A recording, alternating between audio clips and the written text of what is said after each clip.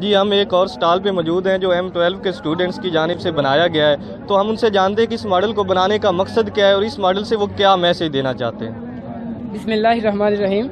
جیسا کہ آپ دیکھ رہے ہیں ہمارے کالج میں ایک ایونٹ منعقد کیا گیا، آرٹ ایگزیبیشن کا ایونٹ آرگنائز کیا گیا ہے۔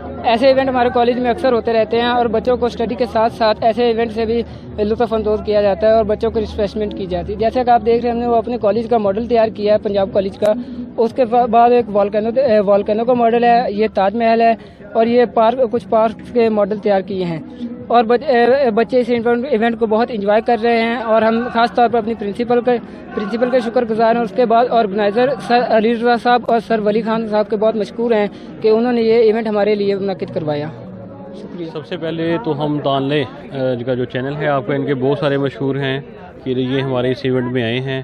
پنجاب کالج کا ہمیشہ سے یہ شیوا رہا ہے کہ یہ اپنے بچوں کے لیے ایسی ایکٹیویٹیز کا ارینج کرتے ہی رہتے ہیں۔ یہ بھی انشاءاللہ ہمارا ایک سٹیپ تھا ان بچوں کی جو ذہنی ایبلٹیز ہیں ان کو اجاگر کرنے کے لیے۔ فردر بھی انشاءاللہ ہمارے پلان میں بہت ساری ایسی چیزیں شامل ہیں۔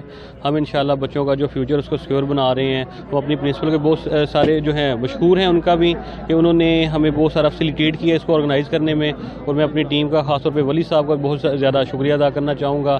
نظر حسین صاحب جو وائس پرنسپل ہیں، ابرار صاحب ہیں، اسرار صاحب ہیں، ان سب کی بڑی کاوش ہے اس سارے کام میں، اور انشاءاللہ ہم ایسے بہت سارے پروگرام جو ہے وہ آرگنائز کرتے رہیں۔